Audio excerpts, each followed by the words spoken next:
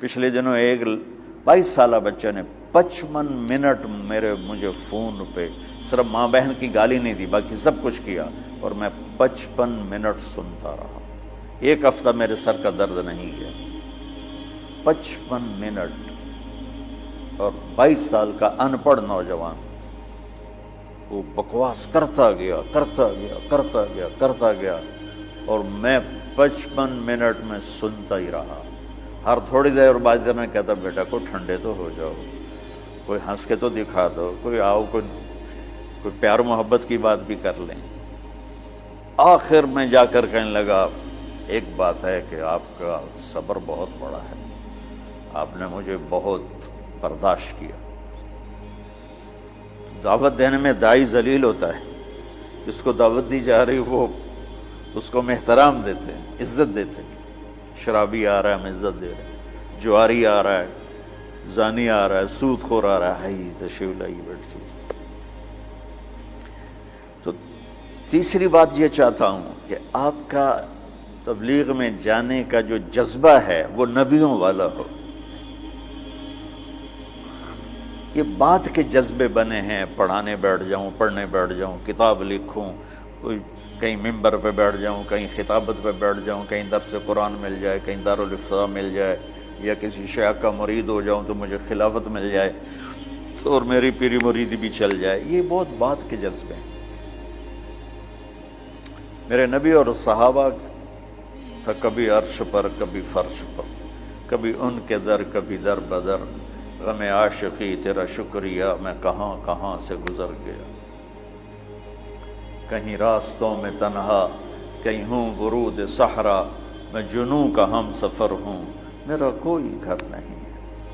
یہ جذبہ پیدا کرنا چاہتا ہوں، کیونکہ جو کام آدمی کرنا چھوڑ دیتا ہے وہ پھر ذہنوں سے نکل جاتا ہے، پھر ایسا نکلتا ہے کہ وہ بھولنا بھی۔ اب میں بے شمار حدیثیں بھول چکا ہوں، اللہ کا فضل ہے پاکستان میں سب سے پہلے حدیث کی نص کو بیان میں اللہ نے میرے ذریعے سے پیش کروایا، ورنہ کوئی عالم حدیث حضور نے فرمایا کہ جو 5 وقت نماز پڑھے گا اس کے گناہ معاف ہو جائیں گے،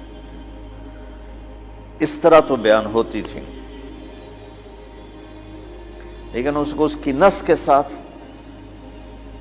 من قام رمضان ایمانا و احتسابا غفر له ما تقدم من ذنبه۔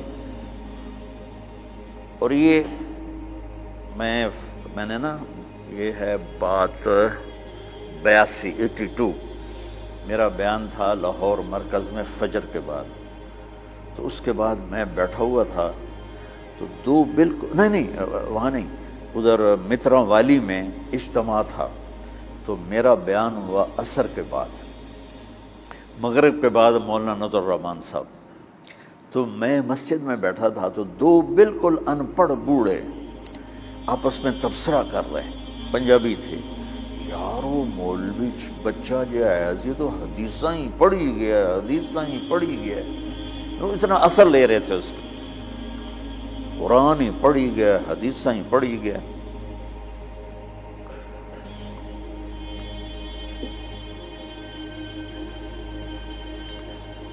تو تمہارے تبلیغ میں جانے کی بشاشت،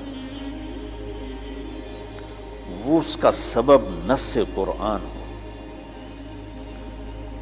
اور فرمان رسول ہو۔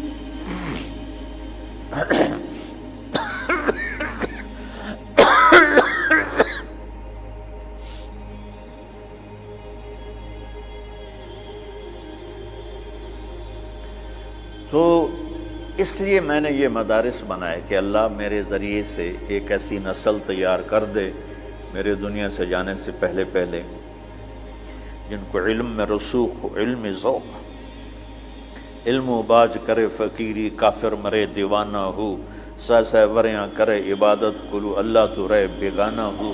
یہ سلطان باہو رحمۃ اللہ علیہ کا فرمان ہے کہ علم کے بغیر جو فقیری کرتے ہیں تو دیوانہ ہی ہوتے ہیں، پاگل ہوتے ہیں، شریعت کا ہی نہیں پتہ تو فقیری کیا کرنا۔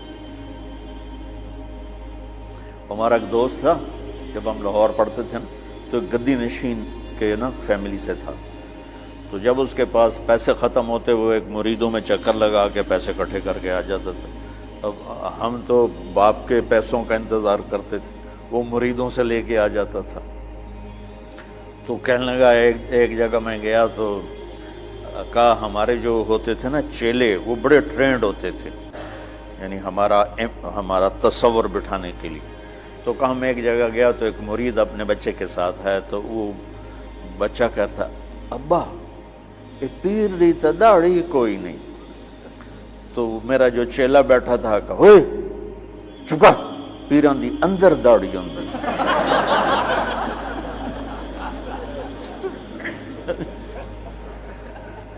پیران دی اندر داڑھی اندر۔ تو علم و باج کرے فقیری، کافر مرے دیوانہ ہو۔ میں چاہتا ہوں آپ قرآن سے جڑو، آپ سیرت پاک سے جڑو اللہ کے واسطے۔ سکھ ریت روش منصوری نو، ہن ٹھپ رکھ کنز قدوری نو۔ ہادی نہ سمجھ ہدایہ، کافی نہ سمجھ کفایہ۔ کافیہ کو نا وزن شعر کی وجہ سے تبدیل کیا ہے۔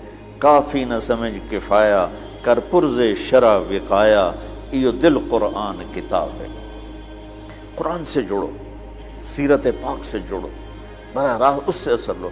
عالمگیری میں یہ لکھا ہے، فتاوی محمودیہ میں یہ لکھا ہے، فتاوی رشیدیہ میں یہ لکھا ہے، فتاوی دارالعلوم دیوبند میں یہ لکھا ہے، وہ ہمارے سارے آنکھوں پر ہے، لیکن ہم مستدل حدیث کو بنانا چاہتے ہیں، ہم سیرت سے اثر لینا چاہتے ہیں۔ میرے نبی نے یہ کیا، میرے نبی نے یہ، ٹھیک ہے ہم مقلد ہیں، ہم غیر مقلد نہیں ہیں، اور ہم علماء دیوبند کی تحقیق پر راضی ہیں۔ ہاں چھوٹا موٹا اختلاف تو ہر پڑھنے والا کرتا ہی ہے، تو اس کا مطلب یہ نہیں ہوتا کہ وہ اس سے نکل گیا ہے، جزوی اختلاف ہر جگہ ہوتا ہے۔ تو تم سیرت سے جڑو، تم قرآن سے جڑو، تمہارے اخلاق عالی شان، تمہیں اللہ کا پیغام پہنچانے کا تمہارے اندر جذبہ ہو۔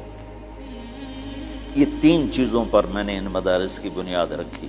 اس میں کامیاب ہو سکوں گا یا نہیں ہو سکوں گا یہ تو میرا اللہ ہی جانتا ہے، لیکن میری کوشش اسی پر ہے کہ میں،